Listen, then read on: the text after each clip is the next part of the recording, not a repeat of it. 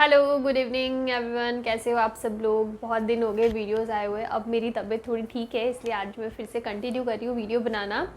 Sorry for the delay, इतने दिन तक मैं वीडियो नहीं बना पाई। मैंने कम्युनिटी में पोस्ट कर लिया था, इनकेस अगर आपने नहीं देखा हो कि मेरी तबीयत थोड़ी ठीक नहीं थी, एक्चुअली थोड़ी ज़्यादा ठीक नहीं थी, इसलिए मैं इतने दिनों तक वीडियो नहीं बना पाई। बट अभी ठीक है, तो फिर से हम लोग हमारा जो भी सिलेबस है इसको कवर करते जल्दी जल्दी। थोड़ा सा लेट हो गए, अभी तो टाइम है हमारे पास, लेकिन हम लोग फिर भी टारगेट रखते हैं कि जून एंड होते होते एटलीस्ट हमारे क्लास 12 के 2 चैप्टर्स तो कंप्लीट हो जाए। और काफ़ी लेंदी चैप्टर्स है, जो स्टार्टिंग के चैप्टर्स हैं बहुत लेंदी है। पार्ट सेकंड थोड़ा सा लाइट है, इतना ज़्यादा लेंदी नहीं है, तो वो जल्दी कवर हो जाएगा। तो हम लोग वो सोच के चल रहे हैं कि चलो हो जाएगा, ठीक है, टाइम पे कोर्स तो हो ही जाएगा, जल्दी जल्दी हम लोग करते हैं। तो काफ़ी दिन हो गए वैसे तो प्रीवियस वीडियो को लेके, लेकिन फिर भी अगर किसी ने कंटिन्यूसली रिवीजन किया होगा तो आपको पता होगा कि हम लोग पढ़ रहे थे electric field lines of forces जो होते हैं वो हमने कंप्लीट पढ़ी थी। जितनी भी प्रॉपर्टीज़ रहती है उनकी, वो एक दो छोटे मोटे न्यूमेरिकल्स वन थे वो भी कर रहे थे। इनफ है उसकी प्रॉपर्टीज़ को बहुत अच्छे से, उसके कॉन्सेप्ट को समझना, बिकॉज दिखने में बहुत ही ऐसा लगता है कि इजी टॉपिक है, बट जब उसके न्यूमेरिकल आते हैं तो काफ़ी ट्रिकी होते हैं। तो अच्छे से उस चीज़ को, उसके कॉन्सेप्ट को क्लियर करना। नेक्स्ट हमारा जो टॉपिक बचता है, वैसे तो हमको गॉस लॉ पढ़ना चाहिए, लेकिन गॉस लॉ से पहले एक वैसे तो छोटा टॉपिक है बुक में, बट उसके ऊपर जो न्यूमेरिकल्स होते हैं वो बहुत अच्छे बनते हैं, ट्रस्ट मी। मेंस और एडवांस दोनों में ही इस टाइप के न्यूमेरिकल्स आते हैं। तो आज हम लोग हमारा पूरा का पूरा जो वीडियो है उसी टॉपिक को डेडिकेट करते हैं। और हमारा जो टॉपिक है आज का, वो हमारा टॉपिक है 1 सेकेंड।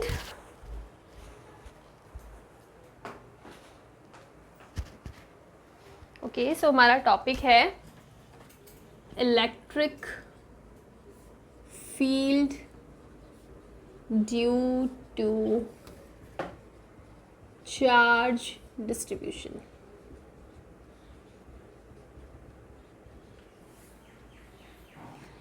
हम लोग इलेक्ट्रिक फील्ड का जो फॉर्मूला है, बहुत ही बेसिक फॉर्मूला जो हमने पढ़ा है, KQ/R², ये हम लोग पढ़ चुके हैं, ठीक है, इसमें कोई प्रॉब्लम नहीं है। लेकिन हम लोग अभी तक क्या पढ़ रहे थे कि हमारे पास एक स्फेयर है और उसका चार्ज Q, तो हम लोग इस पूरे के पूरे चार्ज को किसी पॉइंट पे कॉन्सेंट्रेट होके मानते थे, और फिर हम लोग इलेक्ट्रिक फील्ड कैलकुलेट करते थे। फॉर एग्जाम्पल R डिस्टेंस पे कैलकुलेट करना था, तो हमारे पास ये रिजल्ट आ जाता था। लेकिन अब जो ले रहे हैं ना, अब हम लोग चार्ज डिस्ट्रीब्यूशन ले रहे हैं। हम लोग चार्ज को किसी एक पर्टिकुलर पॉइंट पे कॉन्सेंट्रेट नहीं मान रहे हैं, वहीं पे नहीं मान रहे कि हाँ भाई हमारा पूरा का पूरा चार्ज यहीं पे है और यहाँ से हमको डिस्टेंस मेजर करनी है और हमको इजीली फॉर्मूला मिल जाएगा। नहीं, अब हम लोग चार्ज डिस्ट्रीब्यूशन ले रहे हैं कि चार्ज डिस्ट्रीब्यूटेड है, चाहे वो यूनिफॉर्मली हो, नॉन यूनिफॉर्मली हो, उनके अलग अलग केसेस होंगे, वो सारे हम लोग पढ़ेंगे। चार्ज डिस्ट्रीब्यूटेड है, अब हमें निकालना है, तो वहाँ पे हमारे पर हम लोग किसी एक पॉइंट पे इधर इधर या इधर कंसिडर नहीं कर सकते कि सारा का सारा चार्ज यहीं पे है, यहाँ से डिस्टेंस लेको, काम खत्म नहीं। अब आ जाएगा प्रॉपर इंटीग्रेशन लिमिट्स वाला काम, जहाँ पे आपको जो डिस्टेंस है ना, वो इंटीग्रेशन लिमिट्स के फॉर्म में लिखनी पड़ेगी। कैसे होगा वो देखेंगे। सबसे पहले समझना ये ज़रूरी है कि क्या डिफरेंस है नॉर्मल फॉर्मूला में और चार्ज डिस्ट्रीब्यूशन वाला फॉर्मूला में। नॉर्मल फॉर्मूला में हमको क्वेश्चन में डायरेक्टली गिवन होगा कि ये हमारा चार्ज है सेंटर पे, हमको इस डिस्टेंस पे वो इलेक्ट्रिक फील्ड कैलकुलेट करना है, दैट इज़ ईजी। चलो ठीक है। लेकिन जब चार्ज डिस्ट्रीब्यूशन की बात आएगी ना, तो वहाँ आपके पास कुछ टर्म्स होगी। वो टर्म्स होगी लीनियर चार्ज डेंसिटी, या हो सकता है सरफेस चार्ज डेंसिटी, या हो सकता है वॉल्यूम चार्ज डेंसिटी। जब आपको इस टाइप के कुछ टर्म्स गिवन हो, तब आप समझ जाना कि यहाँ पे चार्ज डिस्ट्रीब्यूशन वाला कॉन्सेप्ट है। आप सिंपल ये फॉर्मूला नहीं लगा सकते हैं। ये तीनों की तीनों अलग टर्म है। लीनियर चार्ज डेंसिटी को डिनोट करते हैं लैम्बडा से, सरफेस चार्ज डेंसिटी को सिग्मा से, और वॉल्यूम चार्ज डेंसिटी को रो से। क्या होता है, तीनों की तीनों टर्म आप पढ़ चुके हो। यहाँ वहाँ पे चार्ज वाली टर्म नहीं थी, लेकिन सरफेस डेंसिटी हम लोग ग्रेविटेशनल फील्ड के अंदर भी पढ़ चुके हैं। एक दो क्लास 11 में 2-3 बार हम लोग ये कॉन्सेप्ट पढ़ चुके हैं। बस वहाँ पे चार्ज नहीं होके मास लेते थे, सरफेस मास वो वाली डेंसिटी थी। यहाँ पे हम लोग चार्ज की बात कर रहे हैं। तो अगर मैं लीनियर चार्ज डेंसिटी की बात करूँ, तो ये होता है charge per unit length. Linear की बात करें ना तो हम लोग लेंथ को कंसीडर करेंगे, सरफेस की बात करेंगे तो हम लोग एरिया को कंसीडर करेंगे, इसको एरियल चार्ज डेंसिटी भी बोलते हैं, काफ़ी टर्म्स में ये भी मिल सकता है आपको। और जब हम लोग वॉल्यूम चार्ज डेंसिटी की बात करेंगे तो वहाँ पे हम लोग चार्ज पर यूनिट वॉल्यूम की बात करेंगे, अलग अलग टर्म्स में अलग अलग है। Linear charge density lambda which is charge per unit length, lambda by L हो जाएगा। ये तो हो गया जब हम लोग ओवरऑल कंप्लीट पूरी लेंथ के बारे में बात करेंगे। थोड़ा सा नॉइज़ है पीछे की साइड में, कंस्ट्रक्शन का काम चल रहा है, लेकिन मुझे वीडियो बनाना ही था आज, इसलिए थोड़ा सा आप लोग टॉलरेट करना है इस चीज़ को, ठीक है। तो linear charge density is charge per unit length, that is the case for whole length. जब हम लोग पूरी की पूरी जो भी हम लोग लेंगे, रॉड लेंगे, प्लेट लेंगे, उसकी टोटल लेंथ को लेके कंसीडर करते हैं। लेकिन अगर हम लोग एक छोटी लेंथ के बारे में बात करें, छोटे पार्ट के बारे में बात करेंगे, तो ये क्या हो जाएगा, डी लैम्बडा आओ, यहाँ पे हमने एक गड़बड़ कर दी, चार्ज पर यूनिट लेंथ है ना, तो that is Q by L. और जब हम लोग एक छोटे पार्ट के लिए स्टडी करेंगे तो ये हो जाएगा D q upon D L, ठीक है ना। एलिमेंट की बात करेंगे, जब हम लोग किसी स्मॉल एलिमेंट को लेके स्टडी करेंगे तब D q upon D L हो जाएगा। उसी टाइप से जब हम लोग सरफेस चार्ज डेंसिटी की बात करेंगे तो यहाँ पे हो जाएगा चार्ज पर यूनिट एरिया, या फिर अगर एलिमेंट के लिए बात करेंगे तो हो जाएगा D q upon D S, लिख दो सरफेस एरिया को डी एस लिख दो, यहाँ पे भी आप एस ही लिख दो, ठीक है, ये हो जाएगा। उसी टाइप से जब वॉल्यूम चार्ज डेंसिटी की बात करेंगे that is charge per unit volume, या फिर एलिमेंट के लिए d q upon d v. तो इस टाइप से तीनों की तीनों टर्म आपको काम आने वाली है। ये बहुत ही बेसिक डेफिनेशन प्लस इनके जो छोटे छोटे फॉर्मूलाज है वो हमने पढ़े। अब एक्चुअल में इनको जब हमारे पास जो एक्चुअल प्रॉब्लम्स होगी, मेंस की, एडवांस की, नीट की जो प्रॉब्लम्स होगी, उनमें कैसे स्टडी करना है, तो अब ये ना, इसमें कोई भी थ्योरी नहीं है। देखो थ्योरी का मतलब ये थ्योरी चल रही है, लेकिन हम लोग इसके जितने भी टाइप्स हैं, किस टाइप के क्वेश्चन बन सकते हैं, वो हम लोग न्यूमेरिकल्स लेकर ही करते हैं, ताकि आपका न्यूमेरिकल वाला पार्ट भी कवर हो जाएगा। अच्छे न्यूमेरिकल्स होंगे तो आपको समझ में भी आ जाएगा, ठीक है। सबसे पहले और बहुत ही बेसिक सा क्वेश्चन जो आपको हर वीडियो में, अब आपकी बुक्स में भी मिलेगा, वो है कि हमारे पास एक रॉड है, ठीक है, दिस इज चार्ज्ड रॉड, ठीक है। यहाँ पे पॉजिटिव चार्ज ले लेते हैं हम लोग, पॉजिटिवली क्या है, चार्ज है। टोटल चार्ज जो बोलते हैं ना, इस रॉड का टोटल चार्ज क्या है, क्यू। अब मैंने यहाँ पे ये नहीं बोला, देखो यहाँ पे ये समझना, अगर मैं बोलती हूँ कि point positive plus Q charge is centred at the origin, या फिर इस टाइप पे यहाँ पे, तो वहाँ पे चीज़ें इजी होती है। मैंने बोला है पॉजिटिवली चार्ज है और टोटल जो इसका चार्ज है दैट इज स्मॉल क्यू। इस रॉड के किसी डिस्टेंस, ये डिस्टेंस ले लेते, ए डिस्टेंस पे एक पॉइंट है P, वहाँ पे हमको इलेक्ट्रिक फील्ड फाइंड करना है कि इस पॉइंट पे इलेक्ट्रिक फील्ड क्या होगा। अब समझो, अगर हम लोग चार्ज डिस्ट्रीब्यूशन की बात नहीं करते तो सिंपल सी चीज़ है, हम लोग क्या ले लेते हैं कि प्लस चार्ज, ये यहाँ पे क्यू चार्ज है, अब इसे ए पे लिखा ना, ये डिस्टेंस ले लो, ये डिस्टेंस ले लो, टोटल डिस्टेंस से आप फॉर्मूला में पुट कर दो कि क्यू अपन आर स्क्वायर की जगह ये डिस्टेंस ले लो, ये वाली डिस्टेंस टोटल, और आपका कैलकुलेट हो जाएगा। लेकिन नहीं, यहाँ पे हम लोग नहीं बोल रहे कि इस पॉइंट पे यहाँ पे निकालो, हम लोग बोल रहे हैं इस रॉड से इस डिस्टेंस पे इलेक्ट्रिक फील्ड निकालना है। अब हमें यहाँ पे चार्ज को कैसे कंसीडर करना है वो हम इसके अंदर पढ़ेंगे। सबसे पहली चीज़ हमने 3 चीज़ें पढ़ी है, लीनियर, सरफेस, वॉल्यूम।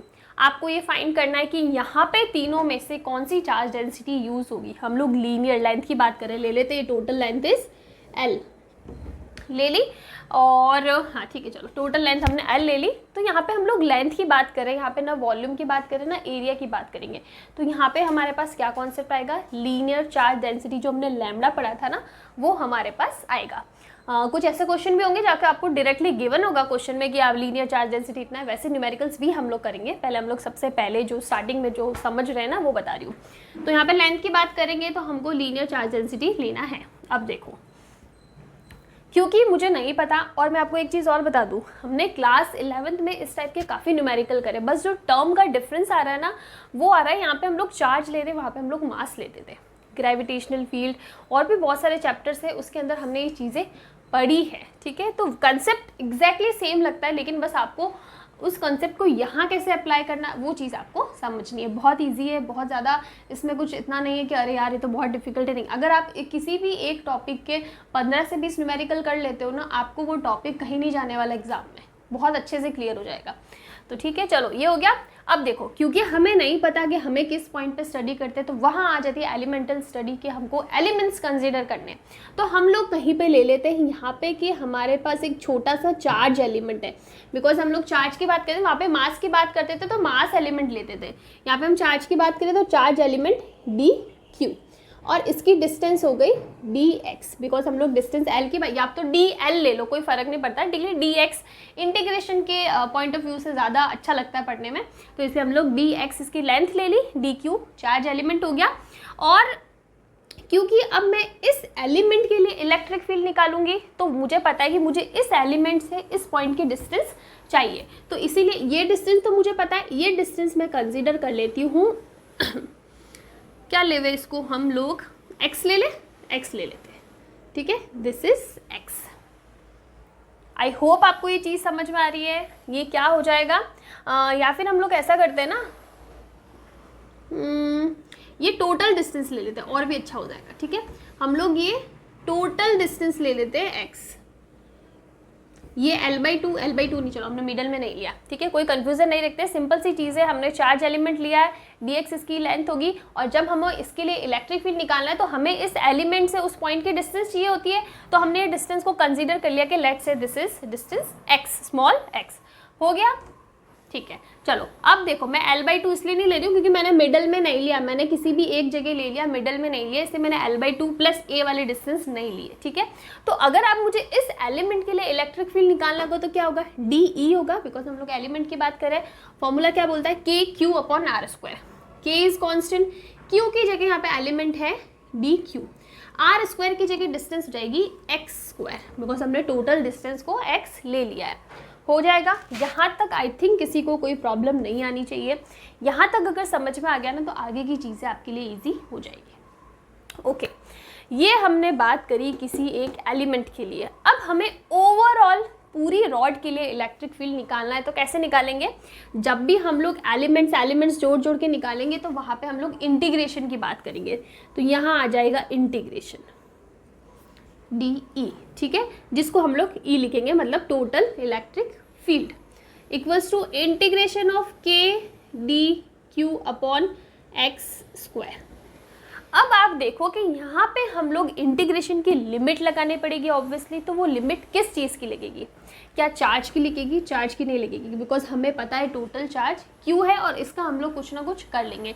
यहाँ पे लिमिट लगेगी बिकॉज ये जो एलिमेंट है ना, यहाँ पे क्या चेंज हो रहा है, डिस्टेंस, ये एलिमेंट यहाँ हो सकता है, यहाँ हो सकता है, यहाँ हो सकता है, बेसिकली ये डिस्टेंस चेंज हो रही है, इस एलिमेंट से इस पॉइंट की डिस्टेंस चेंज हो गई, ये यहाँ पे है तो इतनी डिस्टेंस, ये एलिमेंट यहाँ ले लिया तो इतनी डिस्टेंस, यहाँ ले लिया तो इतनी डिस्टेंस, तो यहाँ पे जो चीज़ वेरी कर रही है वो क्या कर रही है, ये एलिमेंट की डिस्टेंस वेरी कर रही है, तो हम लोग लिमिट इसकी लेंगे।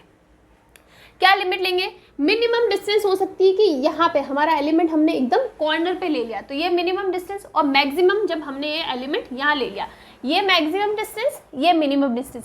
बीच में तो कहीं ले नहीं सकते ना, बीच में तो कहीं चार्ज है नहीं, हमारी रॉड यहाँ पे खत्म हो रही है, तो हम लोग इसके एकदम एंड पॉइंट से ले सकते हैं, यहाँ तक ले सकते हैं, दैट इज मिनिमम डिस्टेंस, और ये मैक्सिमम डिस्टेंस, ठीक है। तो मिनिमम से मैक्सिमम हम लोग लिमिट लगाते हैं, तो मिनिमम डिस्टेंस कितनी हो रही है, ये डिस्टेंस जो कि कितनी है a, मैक्सिमम डिस्टेंस कितनी हो रही है, ये वाली जो कितनी है L+a, तो ये हो जाएगा L+a। हो गया, कोई प्रॉब्लम नहीं होनी चाहिए लिमिट में, चलो ठीक है। अब बात आती है इंटीग्रेशन की, इसको और आगे लिख देते, k कांस्टेंट है, बाहर ले लिया a+L dQ/x²। अब हमारे पास एक प्रॉब्लम आती है कि यार हम लोग इसका इंटीग्रेशन कैसे करें, ये तो हमारे पास x में है लेकिन हमें ये टर्म भी x में चाहिए, x की टर्म में ये होगी तभी हम लोग इंटीग्रेशन कर पाएंगे, अदरवाइज इंटीग्रेशन नहीं कर पाएंगे। अभी तक क्लास 12th में आ गए हो आप लोग, तो ये चीज़ आपको पता होनी चाहिए कि आप इंटीग्रेशन को कैसे कन्वर्ट कर सकते हो, या कहाँ पे इंटीग्रेशन पॉसिबल है, कहाँ पे नहीं है। अगर मैं सिर्फ इस टर्म की बात करूँ तो मैं नहीं कर सकती जब तक मेरे पास ये DQ जो है ना वो x की फॉर्म में नहीं आ जाए। तो वो कैसे पॉसिबल है, तो यहाँ हमारे पास आ जाएगी, हमें फॉर्मूला पता है लीनियर चार्ज डेंसिटी का, दैट इज dQ/dl होता था, क्योंकि हम लोग लेंथ को L लेते थे, यहाँ पे हम लोग लेंथ जो वेरी कर रहे हैं ना वो x की फॉर्म में ले रहे हैं, तो हो जाएगा dQ/dx। ये चीज़ हमें पता है, ठीक है। चार्ज डिस्ट्रीब्यूशन की बात है तो ये फॉर्मूला आप यूज़ कर सकते हो अगर क्वेश्चन में नहीं भी गिवन है तो, ठीक है। तो यहाँ से मैं निकाल सकती हूँ कि d q is equal to lambda d x, लिख सकती हूँ। तो ये फॉर्मूला हमारा कन्वर्ट हो जाएगा ए प्लस एल, ये हो जाएगा lambda d x upon x square. Lambda is again a constant, तो हमारी जो इक्वेशन हो जाएगी ना वो बन जाएगी ए प्लस एल, के और लैम्बडा बाहर ले लो, पीछे बचा D x upon x square. Now you can see कि आप लोग इजीली यहाँ पे इंटीग्रेट कर सकते हो, बिकॉज ये भी एक्स टर्म में और ये भी एक्स टर्म में।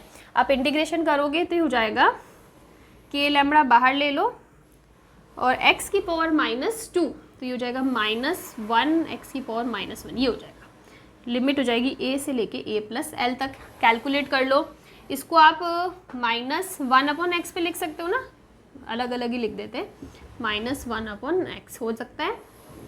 अब आप लिमिट निकाल दो तो e इक्वल्स टू हो जाएगा कि लैम्बडा तो बाहर हो गया, ये हो गया माइनस का 1/a minus minus plus 1/a plus L, ये हो जाएगा। आप इसको और इजी कर सकते हो, 1 plus a plus l minus 1/a।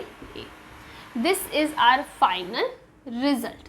आप इसको और कैलकुलेट कर सकते हो, एलसीएम लेके इसको आगे थोड़ा और सॉल्व कर सकते हो, बट यहाँ तक कर लिया तो आगे आई थिंक किसी को कोई प्रॉब्लम नहीं होनी चाहिए। तो इस टाइप से आपको चार्ज डिस्ट्रीब्यूशन का कॉन्सेप्ट आना चाहिए और उसके बेसिस पे न्यूमेरिकल कैसे सॉल्व होते हैं वो आना चाहिए। जो मेजर यहाँ पे रोल आता है ना वो तो आता है यहाँ पे एक तो लिमिट्स देखने का, कि आप लिमिट्स कितना अच्छे से यहाँ पे लिख पाते हो। दूसरी चीज़ आती है कि यहाँ पे आपको डी क्यू, मतलब इन दोनों को एक टर्म में चेंज करने के लिए आपको चार्ज डेंसिटी का फॉर्मूला यूज़ करना। ये 2 स्टेप अच्छे से हो गए, बाकी कैलकुलेशन तो आप इजीली कर सकते हो, मैथमेटिकल कैलकुलेशन है, यहाँ पे कोई दिमाग इतना नहीं लगाना है।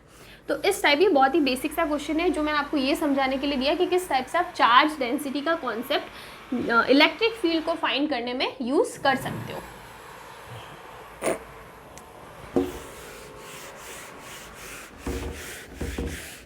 अब इसके आगे हम लोग 2-3 बहुत ही बेसिक से न्यूमेरिकल करते हैं, जहाँ पे आपको जो चार्ज डेंसिटी और वॉल्यूम डेंसिटी है ना वो भी अच्छे से समझ में आए। तो फॉर एग्जांपल हमारे पास एक क्वेश्चन है बहुत ही इजी से, बस मैं आपको फॉर्मूला एक्सप्लेन करने के लिए क्वेश्चन करा रही हूँ। एक तो इतनी आवाज़ हो रही है, ठीक है चलो। हमारे पास 2 स्फेरिकल स्फेयर्स है, नॉट स्फेरिकल, 2 हमारे पास कंडक्टिंग स्फीयर्स है। कंडक्टिंग बात करें बिकॉज हम लोग यहाँ पे चार्ज की बात करेंगे, कंडक्टिंग स्फीयर्स, ठीक है। वी हैव 2 कंडक्टिंग स्फीयर्स, दोनों पे जो चार्ज है ना वो सेम है। लेट्स से इस पे क्यू है तो इस पे भी क्यू है, बट दोनों की रेडियस अलग अलग है। लेट्स से इसकी रेडियस है 3 सेंटीमीटर और इसकी रेडियस है 5 सेंटीमीटर, मतलब ये थोड़ा सा बड़ा है, दिखने में सेम लग रहा है बट मैंने आपको लिख दिया। इसकी रेडियस 3 सेंटीमीटर है, इसकी रेडियस 5 सेंटीमीटर है, सॉरी 5 सेंटीमीटर है। अब मुझे निकालना है कि दोनों का जो सरफेस चार्ज डेंसिटी है उनका रेशियो क्या होगा। क्वेश्चन में find the ratio of surface charge densities.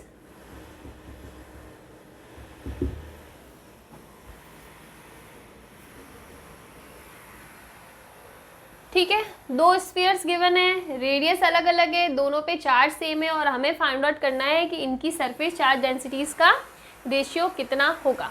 तो सबसे पहले बात आता है सरफेस चार्ज डेंसिटी का फॉर्मूला क्या होता है, सिग्मा से प्रेजेंट करते हैं, that is charge per unit area. Surface charge की बात है, एरिया, स्फीयर का एरिया क्या होता है, सरफेस एरिया होता है 4πr²।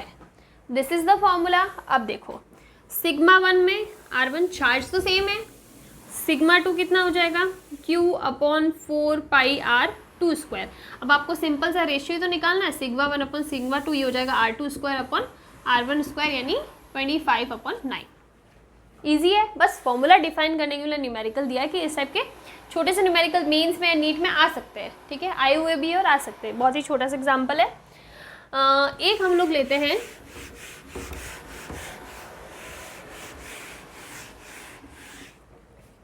कि हमारे पास एक रॉड है,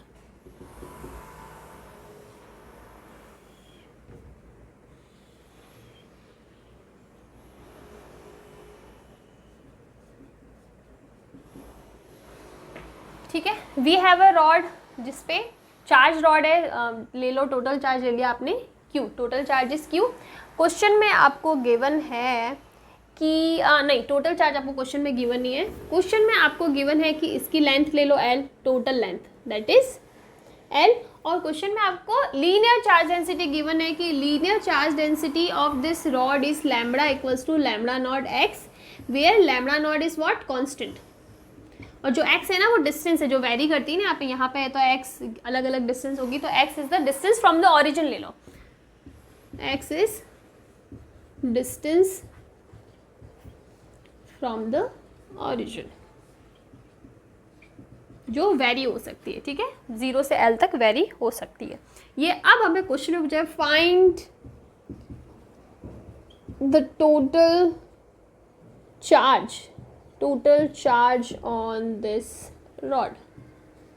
क्वेश्चन में लीनियर चार्ज डेंसिटी गिवन है, रॉड की लेंथ गिवन है, और हमें इस रॉड का टोटल चार्ज कैलकुलेट करना है।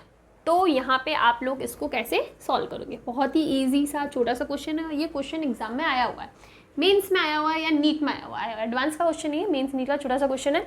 तो देखो मेन चीज़ आती है क्वेश्चन में लीनियर चार्ज डेंसिटी गिवन है। ये क्या होता है linear charge density, charge per unit length, या फिर एलिमेंट के लिए कहते हैं तो dq अपॉन dl होता है, लेकिन यहाँ पे हम लोग जो लेंथ को x से लिख रहे हैं, हमने बोला तो ये क्या हो जाएगा एलिमेंट के लिए dx equals to lambda naught x लिख सकते हैं। अब यहाँ पे देखो लैम्बडा नॉट x, तो क्या मैं यहाँ पे dq निकाल सकती हूँ, dq कितना हो जाएगा लैम्बडा नॉट x dx हो सकता है। अगर मैं इंटीग्रेशन करूँ तो मुझे टोटल चार्ज मिल जाएगा।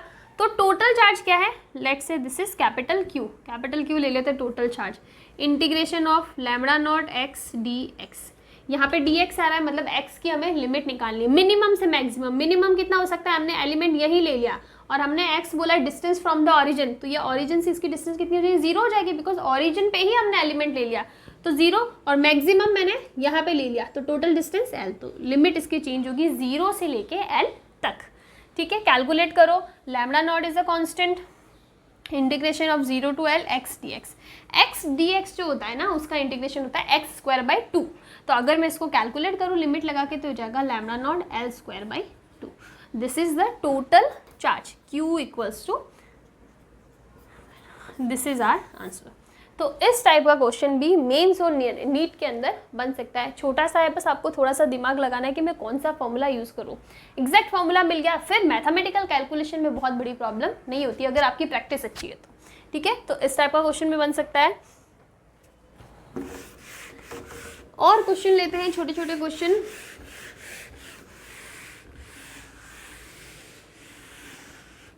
हमने सरफेस चार्ज डेंसिटी के क्वेश्चन लिए, लीनियर चार्ज डेंसिटी के क्वेश्चन लिए, तो एक छोटा सा न्यूमेरिकल हम लोग ले लेते हैं वॉल्यूम चार्ज डेंसिटी के लिए। हमारे पास क्वेश्चन में है कि हमारे पास एक नॉन कंडक्टिंग स्फीयर है। क्या है, नॉन कंडक्टिंग स्फीयर, और उसके ऊपर जो चार्ज डिस्ट्रीब्यूशन है that is also non uniform charge distribution है, ठीक है। यहाँ पे हमको क्वेश्चन के अंदर इसकी जो आप लोग रेडियस है वो ले लो कैपिटल R, ठीक है। और क्वेश्चन में हमको वॉल्यूम चार्ज डेंसिटी यानी रो गिवन है which is rho not upon small r, where r is the distance from the centre.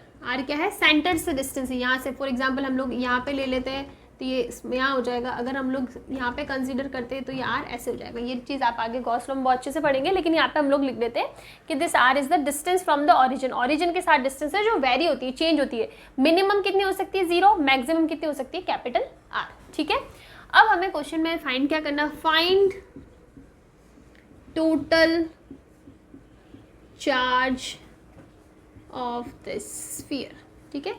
इस स्फीयर का टोटल चार्ज हमें फाइंड करना है। इस टाइप का क्वेश्चन हम लोग अभी करा था, वो हमने करा था लीनियर चार्ज डिस्ट्रीब्यूशन में। अब हम लोग जब हम लोग ये वॉल्यूम चार्ज डिस्ट्रीब्यूशन पढ़ रहे हैं तो वहाँ पे हमें निकालना है। तो क्वेश्चन में rho equals to rho not upon R given है। रो हमें पता है क्या होता है, charge per unit volume equals to rho not upon R। आप तो यहाँ से टोटल चार्ज चार्ज एलिमेंट हो जाएगा rho not upon R dV, और हमें टोटल चार्ज निकालना है तो हम लोग इंटीग्रेशन ले लेते हैं। तो integration dq that is total charge q equals to integration of rho not upon R dV। Rho naught जो है ना ये क्या है, एक कांस्टेंट है, तो इसको बाहर ले लेते हैं, capital Q is equal to rho not upon bar, पीछे हो जाएगा dV अपॉन R। ठीक है, यहाँ तक तो चीज़ें ठीक है। अगर मैं R की इंटीग्रेशन, अभी हम लोग R की इंटीग्रेशन ले ले तो स्मॉल r से कैपिटल R, मिनिमम से मैक्सिमम हो जाएगा। मैंने बोला था R is the distance from the centre minimum. अगर हम लोग एलिमेंट यहाँ पे लेते हैं तो 0 हो जाएगा, और यहाँ पे लेते हैं ये वाला पूरा एलिमेंट होगा ना, इसके अंदर वॉल्यूम एलिमेंट की बात करेंगे। लेंथ एलिमेंट एक छोटा सा होता है, सरफेस एलिमेंट पूरा का पूरा सरफेस होता है, ठीक है, और वॉल्यूम एलिमेंट पूरा का पूरा इसका एक रिंग्स के फॉर्म में इसको लेंगे। ठीक है, तो देखो यहाँ पे हमने लिमिट भी लगा दी। अब बात आती है कि हमें इस dv को r की फॉर्म में चेंज करना है। dv is what? Volume element. Volume element is area multiply by the thickness. तो यहाँ पे मैंने अभी अभी आपको बताया कि जब हम लोग वॉल्यूम चार्ज डेंसिटी की बात करेंगे ना, तब हम लोग वॉल्यूम एलिमेंट लेंगे। तो वॉल्यूम एलिमेंट फॉर एग्जांपल हमने ले लिया एक छोटा सा सर्कल, ठीक है, तो इसका area multiply by this thickness, की इसकी थिकनेस हमने कितनी ली है, तो ये r की फॉर्म में चेंज होगी ना। आप खुद देखो, ये थिकनेस आएगी तो इसको हम लोग क्या लिख सकते हैं? dr। तो यहाँ पे हो जाएगा एरिया मल्टीप्लाई बाय dr। तो मैंने ले लिया, ठीक है, मैंने ये वाला एक वॉल्यूम एलिमेंट ले लिया है, जिसकी ये वाली रेडियस कितनी हो जाएगी? स्मॉल r, इसकी थिकनेस कितनी हो जाएगी? dr। तो volume element for this ring कितनी हो जाएगी? dv equals to area. Area क्या होता है? 4 pi r square multiply by dr। तो आप ये वैल्यूज की पुट कर दो। वैसे भी आप ये यहाँ लो, कुछ फर्क नहीं पड़ने वाला, बिकॉज r को हमने ले लिया कि ये सेंटर की डिस्टेंस है। और दूसरी चीज़, हम लोग इसको यहाँ से स्टार्ट करके यहाँ तक ले जाएंगे, तो उसके लिए लिमिट हम लोग ऑलरेडी लगा चुके, तो वो कोई प्रॉब्लम नहीं है। तो क्या हो जाएगा? q equals to rho naught, volume लगा दो, dv is 4 pi r square dr upon r। यही हो रहा है, हाँ, r से r कैंसिल हो जाएगा, 4 पाई बाहर आ जाएगा, तो हो जाएगा रो नॉट, 4 पाई बाहर आ गया बिकॉज ये कांस्टेंट है, 0 से r, और पीछे क्या बचाएगा? r dr, जो होता है r स्क्वायर बाई 2। तो ये हमारे पास हो जाएगा rho not 4 pi capital R square by 2, 2 से 2 कैंसिल, तो हो जाएगा 2 rho not pi r square. This is the total charge. I think ये कैलकुलेशन तो आप आराम से कर सकते हो, उसमें कोई प्रॉब्लम नहीं होनी चाहिए। मैंने सिर्फ लिमिट लगा के कैलकुलेशन करी है, वो मैथमेटिकल कैलकुलेशन आप अभी तक बहुत बार यूज़ कर चुके होंगे इंटीग्रेशन में, तो यहाँ पे कोई प्रॉब्लम नहीं होनी चाहिए। तो इस टाइप से आप टोटल चार्ज निकाल सकते हो। यहाँ पे जो ट्रिकी चीज़ थी वो थी वॉल्यूम एलिमेंट को लेना। देखो, जब लेंथ चार्ज डिस्ट्रीब्यूशन की बात करेंगे ना, लीनियर चार्ज डिस्ट्रीब्यूशन की, तो वहाँ पे हम लोग सिर्फ लेंथ लेते हैं, ठीक है, तो वहाँ पे हमारे पास एरिया वॉल्यूम कुछ लेने की ज़रूरत नहीं है। सरफेस की बात करेंगे तो वहाँ पे एक हम लोग सरफेस एलिमेंट लेते हैं, जहाँ पे लेंथ भी होगी और विड्थ भी होगी। और जब हम लोग वॉल्यूम चार्ज डेंसिटी की बात करते हैं ना, तो वहाँ पे हम लोग तीनों चीज़ होनी चाहिए। एरिया, मतलब आप एरिया ले लो, मल्टीप्लाई बाय दिस थिकनेस कितनी है? LBH, तीनों चाहिए, तो हमने ले लिया area multiply by thickness. Thickness किस टर्म में होगी? dr के टर्म में, तो वो हमने ले लिया। ओके, ठीक है, तो ये बहुत ही बेसिक से क्वेश्चन अभी तक हमने करे। जो टर्म्स थी ना, तीनों टर्म्स, लीनियर, सरफेस और वॉल्यूम चार्ज डेंसिटीज, उनको समझने के लिए। अब इसके आगे हम लोग कुछ अच्छे न्यूमेरिकल्स करते हैं जो एग्जाम में आ चुके हैं। आई थिंक यहाँ तक देखो किसी को कोई प्रॉब्लम नहीं होनी चाहिए। मैंने बहुत अच्छे से ट्राई किया कि आपको एक एक चीज़ समझ में आए। फिर भी अभी तक के जो न्यूमेरिकल्स थे वो तो बहुत ही बेसिक थे, फिर भी कहीं किसी पॉइंट पे लगा कि नहीं ये चीज़ नहीं समझ में आए, कंफ्यूजिंग हो गया, तो आप मुझे कमेंट से बता सकते हो। मैं आपको हमेशा बोलती हूँ, कोई चीज़ लगता है कि नहीं हो रहा है तो आप मुझे कमेंट से पूछा। एक चीज़ है कि काफ़ी लोग कमेंट्स करते हैं कि जैसे कि मैं फर्स्ट चैप्टर करा, मैम प्लीज़ थर्ड चैप्टर करा। दैट इज़ नॉट पॉसिबल ना, हमें एक सीक्वेंस से चलना है। ऐसा थोड़ी है मैंने फर्स्ट चैप्टर करा रही हूँ, एकदम से किसी ने बोला सेकंड थर्ड फोर्थ और मैं फटाफट वो स्टार्ट कर दूँ, वो पॉसिबल नहीं है। कन्फ्यूजन मेरे लिए नहीं, आपके लिए ज़्यादा होगा, ठीक है। तो एक बार हम लोग स्टेप बाय स्टेप चलेंगे। हो सकता है आपकी कोचिंग स्कूल में आप लोग अभी तीसरे चौथे चैप्टर में चल रहे हो, पॉसिबल है, मैं पीछे चल सकती हूँ, मुझे पता है पीछे होंगी भी, लेकिन फिर भी मैं ऐसे एकदम से स्किप करके डायरेक्ट दूसरा या तीसरा चैप्टर नहीं ले सकते। हाँ, हम लोग ये चीज़ कर सकते हैं कि मैं थोड़ा सा फास्ट करूँ ताकि आपको वो जो सेकंड या थर्ड चैप्टर जो भी आपको चाहिए वो थोड़ा जल्दी देखने को मिल जाए वीडियो में, वो हम लोग कर सकते हैं। बट स्किप करके डायरेक्टली सेकंड या थर्ड चैप्टर कराना इज़ नॉट पॉसिबल, ठीक है। चलो अभी हम लोग नेक्स्ट न्यूमेरिकल्स को पे जाते हैं। नेक्स्ट दो टाइप के न्यूमेरिकल हमारे पास बनते हैं कि जब हमारे पास एक कंप्लीट कंप्लीट जो शेप होता है ना, चाहे सर्कल हो, हम लोग सर्कल की बात करेंगे, अगर सर्कल का ना उसका एक पार्ट लेके कंसीडर करें, फॉर एग्जांपल हमारे पास एक सेमी सर्कल है, इस साइड से we have a semi circle है, इसके सरफेस पे we have positively charged semi circle, ठीक है।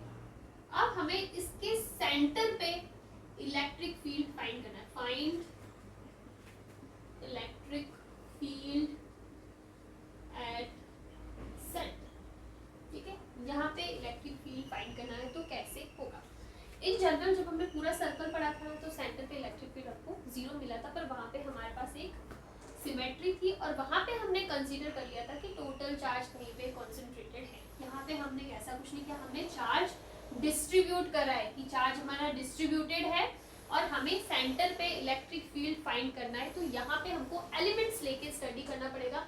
इस टाइप के न्यूमेरिकल अगर मास को कंसीडर करके करें तो हम लोग क्लास 11 में बहुत सारे पढ़ चुके हैं। मैंने आपको बताया ना, सेम वही कॉन्सेप्ट है, वही चीजें अप्लाई होती है, वहाँ यहाँ हम चार्ज लेके चल रहे, वहाँ मास लेके चलते थे, ठीक है, ठीक है। तो हम लोग एक छोटा सा एलिमेंट ले लेते हैं, ये तो हम लोग ऐसे ले सकते हैं, ठीक है। दिस इज द एलिमेंट, ये हो जाएगा डी क्यू, हो जाएगा, कोई प्रॉब्लम नहीं होनी चाहिए, डी क्यू एलिमेंट। और क्योंकि ये कुछ ऐसे जा रहा है, ठीक है ना, ऐसे, ठीक है, तो यहाँ पे एक क्या हो रहा है, एक छोटा सा angle d theta, let's say this is the angle theta, तो ये डी थीटा के एंगल में एक हमें एलिमेंट मिल रहा है, मिल जाएगा। अब देखो, हमें सबसे पहले हम लोग पूरे शेप की वजह से, हमें इस पूरे सेमी सर्कल की वजह से सेंटर पे इलेक्ट्रिक फील्ड निकालना है, लेकिन क्योंकि चार्ज डिस्ट्रीब्यूशन है, हम लोग पूरे को लेके पहले डायरेक्ट, हमारे पास कोई फॉर्मूला नहीं है, तो हम लोग एक एलिमेंट लेके चलते हैं। तो इस एलिमेंट की वजह से यहाँ पे इलेक्ट्रिक फील्ड हो जाएगा डी। मैंने आपको बताया था electric field is a vector quantity, direction होती है, तो यहाँ पे इस टाइप से डायरेक्शन आ जाएगी। This angle is theta, this is also theta, ठीक है, यहाँ तक चीजें क्लियर। अब देखो, क्योंकि यहाँ पे जो ये एलिमेंट की वजह से इलेक्ट्रिक फील्ड आया ना, ये किसी एंगल पे आया, तो यहाँ पे हमको लेने पड़ेंगे कंपोनेंट्स, हम लोग डायरेक्टली नहीं निकाल सकते, तो कंपोनेंट्स लेने पड़ेंगे। इस डायरेक्शन में कंपोनेंट हो जाएगा डी ई कॉस थीटा, और इस डायरेक्शन में कंपोनेंट हो जाएगा डी ई साइन थीटा, हो सकता है। अब सबसे इंपॉर्टेंट चीज, यहाँ पे सिर्फ हम लोग डी साइन थीटा वाला कंपोनेंट लेंगे, डी कॉस थीटा वाला कंपोनेंट नहीं लेंगे। क्यों नहीं लेंगे? Because of symmetry. मान लो कि मैंने एक एलिमेंट इधर भी ले लिया, ठीक है, इसके जस्ट मतलब सिमेट्रिक एक और हमने कंपोनेंट लिया, तो ऐसे आएगा, इसकी वजह से इलेक्ट्रिक फील्ड ऐसे आएगा, कंपोनेंट डी साइन थीटा, इधर कंपोनेंट आएगा डी ई कॉस थीटा। तो बिकॉज ये इसकी सिमेट्री की वजह से एंगल सेम होगा, तो ये डी कॉस थीटा और ये डी कॉस थीटा क्या हो जाएंगे, एक दूसरे को कैंसिल कर देंगे। इसकी वजह से हम लोग डी कॉस थीटा वाला एलिमेंट नहीं लेते। आप कुछ और भी ले लो, आप अगर ऐसे ले रहे हो ना एलिमेंट, तो इसकी सिमेट्रिक इधर एक एलिमेंट आएगा। अगर ये आपको यहाँ पे इलेक्ट्रिक फील्ड का वेक्टर देगा, यहाँ डी कॉस थीटा देगा अगेन, तो इधर भी डी कॉस थीटा देगा अगेन, तो वो दोनों एक दूसरे को कैंसिल कर देंगे। तो because of symmetry D cos theta वाला एंगल कंपोनेंट हम लोग नहीं लेंगे, सिर्फ और सिर्फ डी साइन थीटा वाला कंपोनेंट लेंगे, बिकॉज इसको कैंसिल करने वाला कोई भी नहीं है।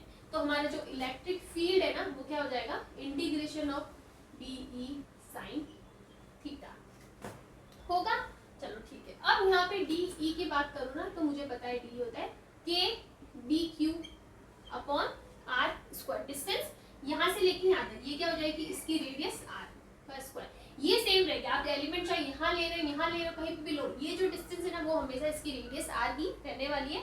तो यह डिस्टेंस इज कांस्टेंट। अभी तक जो हम लोग लीनियर वाले में क्वेश्चन पढ़ते हैं, वहाँ पे डिस्टेंस वेरी करती थी, यहाँ पे डिस्टेंस हमारी कांस्टेंट है, बिकॉज सरफेस पे चाहे कहीं पे भी लोगे वो रेडियस ही रहने वाली है।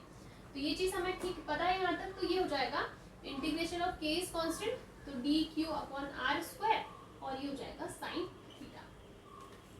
चलो ठीक है, यहाँ तक ठीक है। लेकिन अभी भी हमें कुछ ऐसी टर्म नहीं मिल रही कि हम लोग इजीली इसको इंटीग्रेट कर पाए, तो हमें इसको थोड़ा सा सिंप्लीफाई करना पड़ेगा।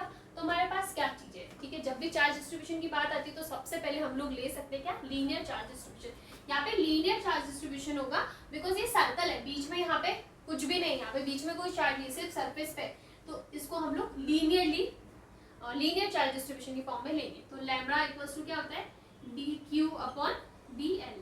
Let's say this is the length L, तो आप D q upon D L ले लो, तो हमारे पास जो डी क्यू है वो क्या हो जाएगा, लैम्ब्डा डी एल। ये डी क्यू और डी एल लेंथ एलिमेंट ले लो, इसकी लेंथ एल ले लो, डी एल। ये हो जाएगा। तो यहाँ पे हम लोग पुट कर सकते हैं E is equal to k, d q की जगह हो जाएगा lambda d l upon r square sine theta. यहाँ तक भी कोई प्रॉब्लम नहीं है, लेकिन अभी भी हमें ऐसी कोई टर्म नहीं मिल रही है कि हम लोग इंटीग्रेट कर पाए इजीली। तो फिर हम लोग क्या करें, हम लोग कन्वर्ट करते हैं किसको, देखो अगर मैं ये छोटा सा एंगल लूँ जो हमने लिया है, this is D Q and D L, ये एलिमेंट की लेंथ तो क्या है डी एल, डी क्यू तो क्या है चार्ज एलिमेंट है, this is the angle d theta और ये डिस्टेंस कितनी है आर, ठीक है। तो we know the definition of angle which is angle equals to arc upon radius, arc यानी ये वाली कितना है डी एल, रेडियस कितना है आर, तो यहाँ से हम लोग निकाल सकते हैं d l equal to r d theta. Why, because हम लोग चाहते हैं कि यहाँ पे हम लोग इसको थीटा की फॉर्म में चेंज कर लें ताकि हम लोग यहाँ पे थीटा की लिमिट लगा सकें, बिकॉज यहाँ पे जो चीज़ वेरी हो रही है वो हो रहा है एंगल, हमारा एलिमेंट यहाँ से लेके यहाँ तक हो सकता है, ये ऐसे हो सकता है ऐसे ऐसे, तो क्या चेंज हो रहा है, ये एंगल चेंज हो रहा है, थीटा यहाँ पे है तो थीटा अलग होगा, यहाँ थीटा अलग होगा, यहाँ पे अलग होगा, यहाँ पे अलग होगा, तो क्या चीज़ वेरी हो रही है, थीटा वेरी हो रही है, तो हमें थीटा की लिमिट लगानी पड़ेगी। तो थीटा की लिमिट लगाने के लिए, ये तो ऑलरेडी थीटा में, इसको चेंज करने की जरूरत नहीं है, लैम्बडा इज कांस्टेंट, ठीक है, इसको हम लोग बाहर ले लेते, इसकी भी प्रॉब्लम नहीं है, आर इज कांस्टेंट वो भी बाहर आ सकता है, पीछे बचा लेंथ एलिमेंट, तो कहीं ना कहीं हम लोग इसको थीटा की फॉर्म में चेंज करने का ट्राई करेंगे और हमें ये चीज़ मिल जाएगी। तो हमारे पास क्या आ जाएगा, E equals to k lambda d l की जगह हो जाएगा r d theta upon r square, r square अभी तक मैंने बाहर किसलिए नहीं लिया था कि मुझे पता था यहाँ पे आर आएगा, एक कैंसिल हो जाएगा, अब ले सकते हो कांस्टेंट है, इसको भी बाहर लेना, बाद में कैंसिल हो जाएगा, कोई फर्क नहीं पड़ता, साइन थीटा। अब देखो एंगल कितना वेरी हो रहा है, यहाँ से मिनिमम जीरो से यहाँ पे कितना, 0 से 180, इतना तो आपको पता है ना, 0 से 180 वेरी हो रहा है, तो 0 से पाई वेरी हो रहा है, आर से आर कैंसिल कर दो और आर कांस्टेंट है बाहर आ जाएगा, दैट इज के लैम्बडा अपॉन आर तो बाहर आ गया, पीछे बचा साइन थीटा डी थीटा 0 से लेके पाई तक। ओके करो कितना होता है, k lambda upon r, sine theta का जो इंटीग्रेशन है वो क्या हो जाएगा, माइनस का कॉस थीटा 0 से लेके पाई, माइनस कॉस पाई कितना होता है, k lambda upon r, minus cos pi यानी प्लस का 1 और माइनस माइनस प्लस 1, ये हो जाएगा, तो हमारे पास रिजल्ट आ जाएगा 2k lambda upon R, this is our result. तो basically we have E equals to 2k lambda upon R, this is the electric field. तो इस टाइप से आपको क्वेश्चन करना है, ये एक ऐसे क्वेश्चन है जो आपको एडवांस में देखने को मिलेंगे, इवन मेंस में भी मिलेंगे। देखो ये जो बहुत ही बेसिक होते हैं ना सर्कल वाले शेप, मैंने लगाए नहीं है, माइक लगाना भूल गए हैं हम, वापस लगा देते हैं। तो ये जो कुछ बेसिक शेप्स होते हैं ना, जहाँ पे हम लोग सर्कल की बात करेंगे, ट्राइंगल की बात करें, स्क्वायर लेके चले, तो इन बेसिक शेप्स के लिए आपको इलेक्ट्रिक फील्ड की वैल्यू पता होनी चाहिए, ताकि आपको इतना कैलकुलेट ही नहीं करें और आप डायरेक्टली आंसर वहाँ पे लिख सको।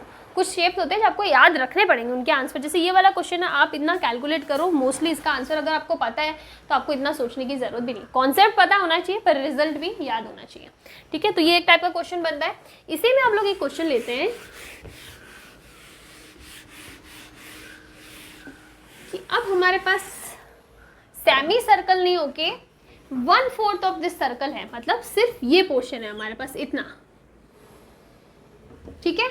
अगर सिर्फ इतना पोर्शन है, ये पॉजिटिवली चार्ज है, सेम चीज़ है, लेंथ इसकी एल ले लो आप, टोटल लेंथ एल, और यहाँ सेंटर पे हमें इलेक्ट्रिक फील्ड, सेंटर ले लो पॉइंट O, यहाँ पे हमें इलेक्ट्रिक फील्ड फाइंड करना है, तो क्या होगा, सेम चीज़, एक एलिमेंट लूँगे इस टाइप से, ठीक है, एंगल हो जाएगा डी थीटा, ये एंगल ले लो थीटा, ठीक है, यहाँ पे इलेक्ट्रिक फील्ड आएगा डी ई, इसके कंपोनेंट बनेंगे बिकॉज ये एंगल भी कितना होगा थीटा, तो ये कंपोनेंट होगा डी ई कॉस थीटा और ये कंपोनेंट होगा D E sine theta. But the important thing is यहाँ पे डी कॉस थीटा को कैंसिल करने वाला कोई नहीं है, बिकॉज हम जब पूरा शेप लेते थे तो वहाँ सिमेट्री में हमको एक और चीज़ मिलती थी, एक और एलिमेंट मिलता था, उसकी वजह से ये कैंसिल होता, बट यहाँ पे सिमेट्री पॉसिबल नहीं है।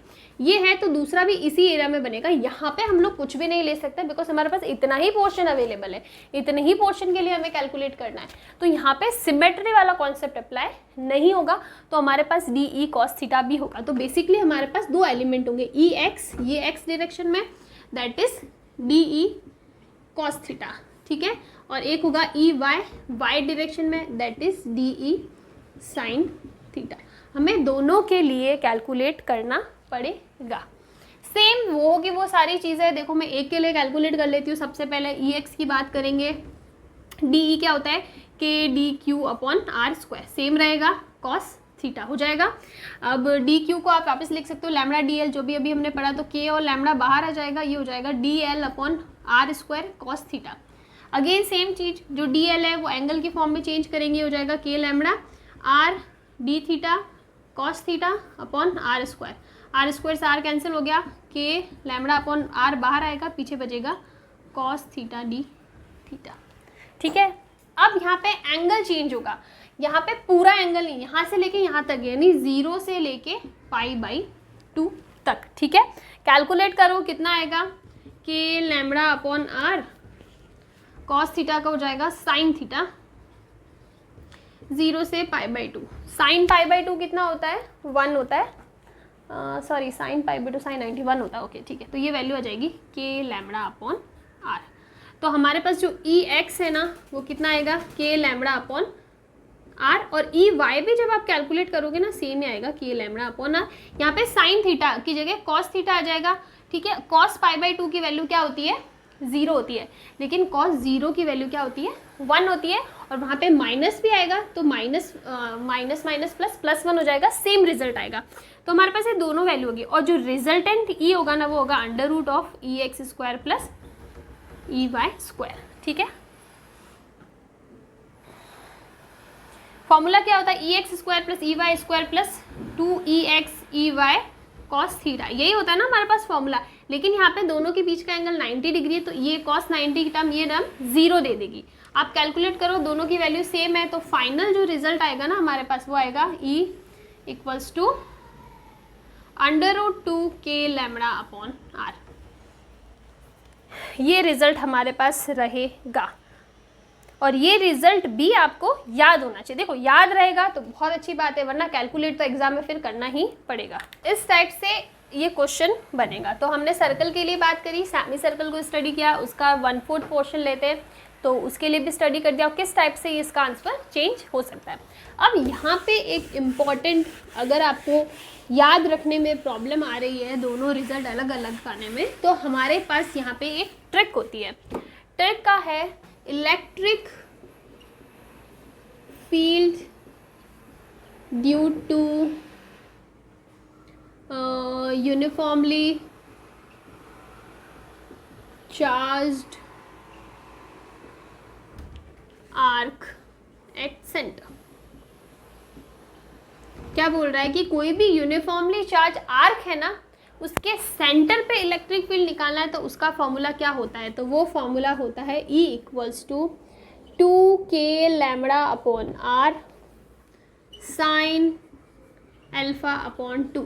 और फॉर एग्जांपल हमारे पास है कुछ ऐसा, ठीक है, this is the arc and this is the angle alpha. ये अल्फा चेंज हो सकता है।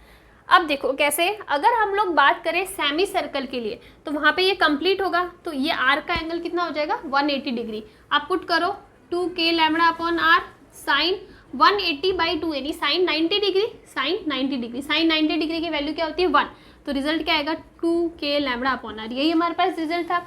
उसकी जगह हमारा दूसरा वाला केस ले लो, वहाँ पे ये एंगल कितना था 90 डिग्री, तो यहाँ पे 90/2 यानी साइन 45 डिग्री, साइन 45 डिग्री की वैल्यू क्या होती है 1/√2। कैलकुलेट करो, ये आ जाएगा √2 के लैम्बडा अपॉन आर। तो बेसिकली अल्फा की अलग अलग वैल्यूज़ के लिए डायरेक्टली आपके पास ये फॉर्मूला है। अगर आपको याद नहीं रखना हो तो this is the small trick formula, जहाँ पे एक आर्क की वजह से आप इलेक्ट्रिक फील्ड सेंटर पे फाइंड कर सकते हो, जहाँ पे अल्फा की वैल्यू चेंज हो सकती है। अल्फ़ा की वैल्यू कितनी है उसके अकॉर्डिंग वैल्यू चेंज हो जाएगी, और हमने ऊपर वाले दोनों एग्जाम्पल्स के लिए इसको प्रूव भी कर दिया। तो आप इसको याद कर सकते हो। इससे आपको दोनों फॉर्मूलाज याद रखने की ज़रूरत नहीं पड़ेगी। आपको क्वेश्चन में चेक करना, हाँ भाई एंगल 180 है, 90 है, 270 है, 360 है, जितना भी है वैल्यू पुट करो, आपको आंसर मिल जाएगा। चलो नेक्स्ट करते हैं अभी हम लोग।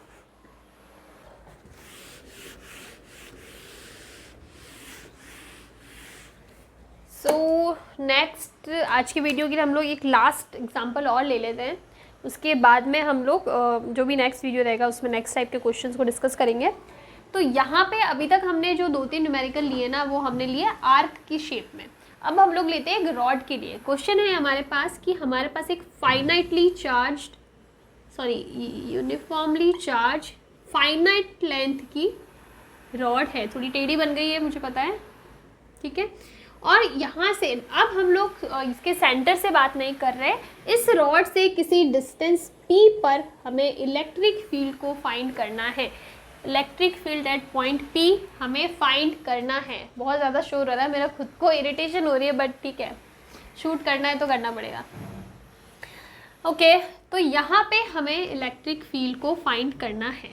तो हम लोग क्या कर सकते हैं, सबसे पहले देखो हमारे पास ये क्या है, फाइनाइट लेंथ की रॉड है। इस पे चार्ज ले लिया हमने, let's say charge, total charges Q, और अब हमें इसके किसी पॉइंट P पे इलेक्ट्रिक फील्ड निकालना है। तो सबसे पहले हमको एलिमेंट लेना पड़ेगा, बिकॉज हमें नहीं पता कि हमारा चार्ज किसी एक पॉइंट पे डिस्ट्रीब्यूटेड है। हमें दिया हुआ है क्वेश्चन में कि द चार्जेस डिस्ट्रीब्यूटेड किसी एक पॉइंट पे, ये फोकस्ड नहीं है।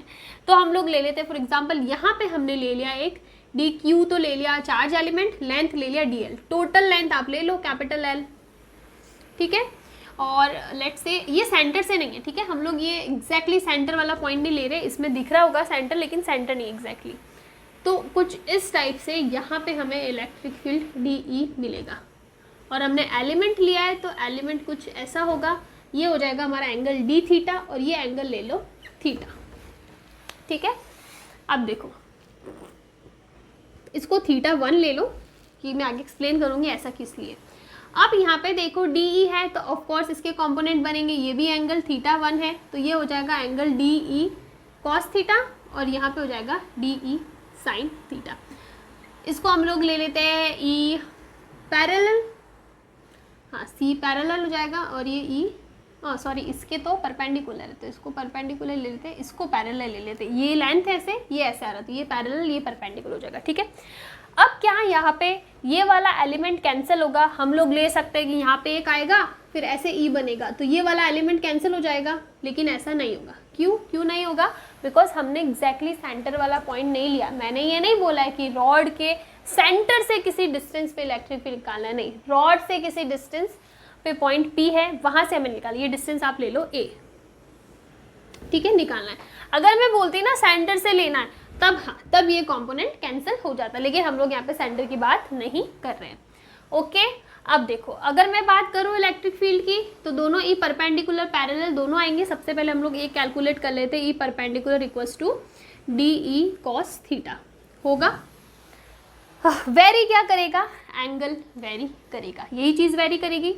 दूसरी चीज़ ये है कि यहाँ पे हमने एक चीज़ लिखी नहीं, इस एलिमेंट से इस पॉइंट की डिस्टेंस हमने ले ली स्मॉल r, और ये स्मॉल r भी डिस्टेंस वेरी करेगी। अगर मेरा एलिमेंट इधर होता ना तो ये डिस्टेंस r अलग होती, अगर एलिमेंट इधर है तो डिस्टेंस r अलग हुई। ये पता है ना आपको, यहाँ पे हम लोग एक सर्कल नहीं ले रहे कि बस ये रेडियस कैपिटल R ही रहने वाली है, बिकॉज जो पिछले क्वेश्चन थे वहाँ पे हमारी जो रेडियस थी, डिस्टेंस थी ना, वो कांस्टेंट थी, बिकॉज वो रेडियस ही थी उस सर्कल के लिए। लेकिन यहाँ पे ऐसा कुछ कॉन्सेप्ट नहीं है, तो ये डिस्टेंस R भी क्या होगी, वेरी होगी।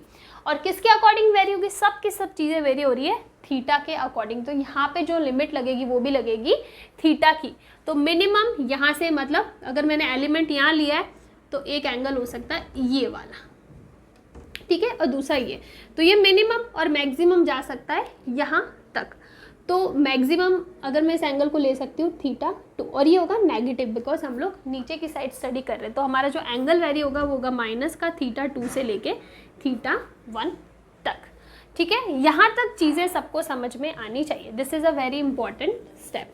सबसे पहली चीज़ कंपोनेंट्स निकालना, वो कोई बड़ी बात नहीं है, लेकिन यहाँ पे एंगल लेना जरूरी है कि एंगल कहाँ से कहाँ तक वेरी हो सकता है। तो यहाँ से लेके यहाँ तक वेरी हो सकता है। हमने मिनिमम यहाँ पे इस एंगल को ले लिया θ2 और इस एंगल को ले लो θ1। हालांकि मैंने मेरा एलिमेंट यहाँ लिया इसलिए मैंने θ1 तक लिया है, लेकिन ये टोटल इसको आप θ1 ले सकते हो, और ये नेगेटिव होगा और ये पॉजिटिव होगा। अब हमें वैल्यूज़ कैलकुलेट करनी है। तो हमारे पास क्या क्या चीज़ें हैं, और ये वाली डिस्टेंस भी हम लोग ले लेते हैं कि ये जो पॉइंट है ना, यहाँ से ये स्मॉल l की डिस्टेंस है, ठीक है। तो हम लोग ये वाला एंगल ले लेते हैं सबसे पहले, तो ये वाला जहाँ पे ये l है, ये a है, ये l है, ये स्मॉल r है, और ये एंगल कितना है θ1। आप इसको ना अभी थीटा ही लिखो, थीटा ही लिखा है सॉरी हमने, अभी एक बार को थीटा ही लिखो, जब चेंज होगा ना तब θ2 से θ1 चेंज हो जाएगा। अभी हमने हमारा एंगल क्या लिया है, थीटा लिया है, ठीक है। ओके, ये चीज़ कंफ्यूजन थी। यहाँ पे ये एंगल थीटा है, लेकिन जब हम लोग लिमिट लेते हैं ना मिनिमम से मैक्सिमम, तो मिनिमम हमारा एंगल यानी ये वाला एंगल θ2 है, और मैक्सिमम यानी ये वाला एंगल θ1 है। लेकिन जब हम लोग सिर्फ एलिमेंट की बात करें ना तो हम लोग थीटा ही लेंगे। फिर लिमिट्स जब हम लोग ओवरऑल टोटल निकालेंगे ना, तब लिमिट्स में θ2 से θ1 यानी मिनिमम से मैक्सिमम आपको रखना है। ये थोड़ा सा कन्फ्यूजन था, चलो ये हो जाएगा। अब आप देखो यहाँ पे क्या निकाल सकते हो। अगर मैं बात करूँ cos थीटा हमारे टर्म में है, तो cos थीटा इक्वल्स टू क्या होता है, बेस अपॉन हाइपोटेन्यूज, तो a अपॉन r हो जाएगा।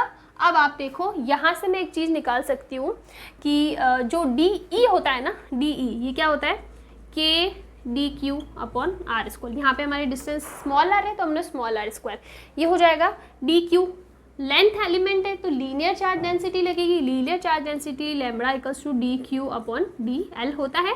तो यहाँ पे हमारे पास de equals to k, dq का वैल्यू कितना हो जाएगा, lambda dl upon r square, ये वैल्यू हो जाएगी। ओके ठीक है, पुट कर लो E परपेंडिकुलर इक्वल्स टू हम लोग ये लिमिट की वैल्यू बाद में रख देंगे, ये हो जाएगा k lambda dl upon r square, और ये cos थीटा। ओके अब आप देखो यहाँ पे जो r है ना, इस टर्म में r है, दिस इज नॉट कांस्टेंट, ये वेरी हो रहा है। तो यहाँ से हम लोग इसकी वैल्यू, और किसकी टर्म में वैल्यू हो रहा है, एंगल की टर्म में। तो हम लोग यहाँ से कर सकते हैं कि a तो कांस्टेंट है, ये डिस्टेंस तो कांस्टेंट है, r वेरी हो रहा है, एंगल वेरी हो रहा है, तो हम लोग लिख सकते हैं r equals to a upon cos theta हो जाएगा। पहला ये ले लेते हैं, दूसरा हम लोग निकालते हैं tan थीटा। क्यों, मैं आपको बता दूंगी। tan थीटा के अंदर क्या आएगा, ओके tan थीटा हो जाएगा हमारा L अपॉन क्या हो जाएगा, A, L अपॉन A। तो यहाँ से L की वैल्यू क्या निकल जाएगी, A tan थीटा। और हमें क्वेश्चन में DL गिवन है, क्या गिवन है यहाँ पे, सॉरी हमारा जो रिजल्ट निकलने वाला है उसके अंदर DL है। तो DL की वैल्यू मैं ऐसे कैलकुलेट कर सकती हूँ, इसको डिफ्रेंशिएट कर दो, DL equals to A sec square theta d theta हो जाएगा। कोई प्रॉब्लम नहीं, इंटीग्रेशन डिफरेंशियल में कोई प्रॉब्लम नहीं होनी चाहिए। अब देखो, अब हम लोग आगे की हमारे यहाँ पे कैलकुलेशन करते हैं।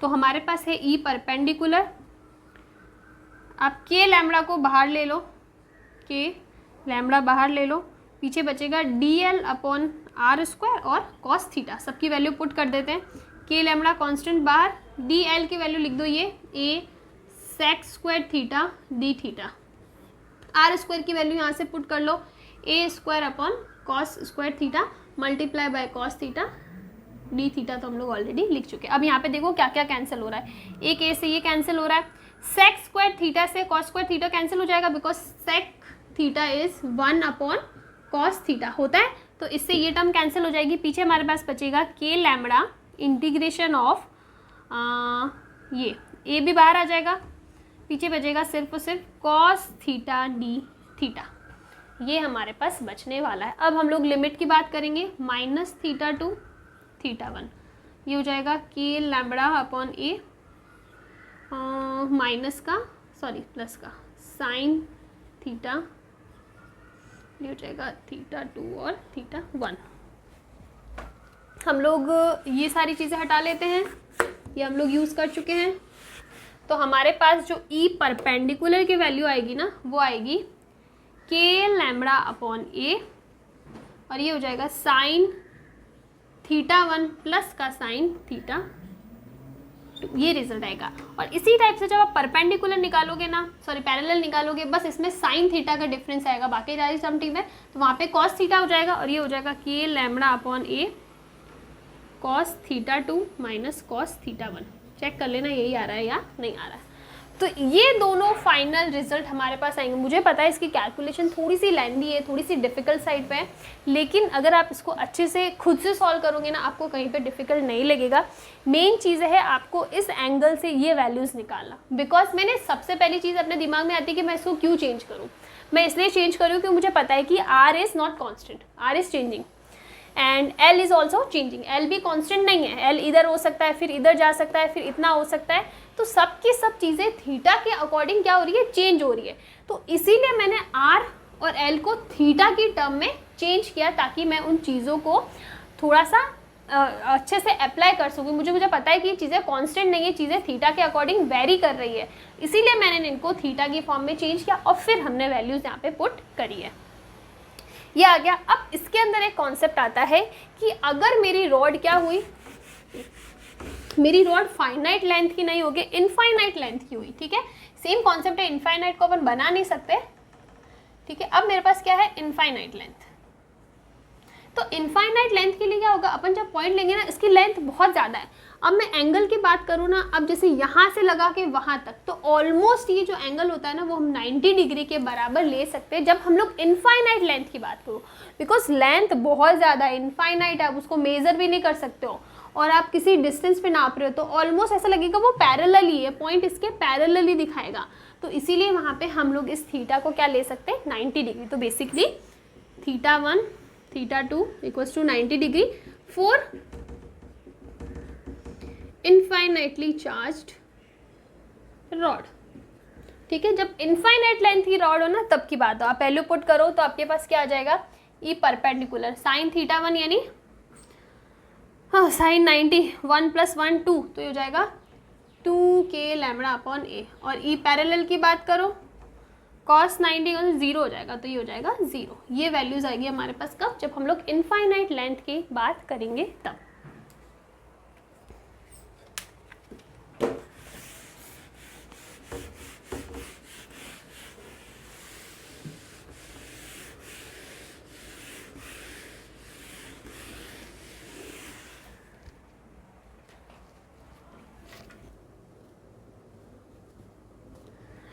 तो ठीक है, आज के लिए हम लोग इतना ही रखते हैं। काफ़ी लंबा वीडियो हो जाएगा। हमने न्यूमेरिकल्स कर लिए हैं, जो इस टॉपिक से रिलेटेड, जो हमने चार्ज डिस्ट्रीब्यूशन पढ़ा ना, उससे रिलेटेड टॉपिक के वीडियो क्वेश्चंस हम लोग कर लिए।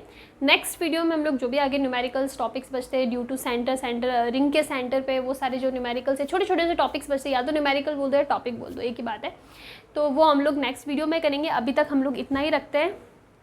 आज का जो टॉपिक था is very important for numerical purpose, ठीक है। थियोरेटिकली मैं इतना नहीं बोलूँगी, because numerically it is very important.